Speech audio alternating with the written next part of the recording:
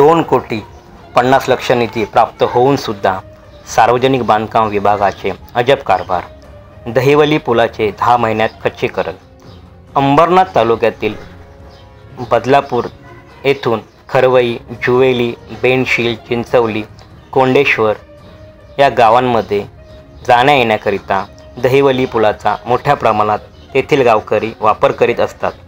या पुलाच्या नूतनीकरणासाठी महाराष्ट्र शासनाकडून 2,50,00,000 रुपयाचा निधी प्राप्त झाला। 4 जून 2023 रोजी या पुलाचे उद्घाटन आमदार किसन कथोरे आणि शिक्षक आमदार ज्ञानेश्वर म्हात्रे यांच्या हस्ते करण्यात आले।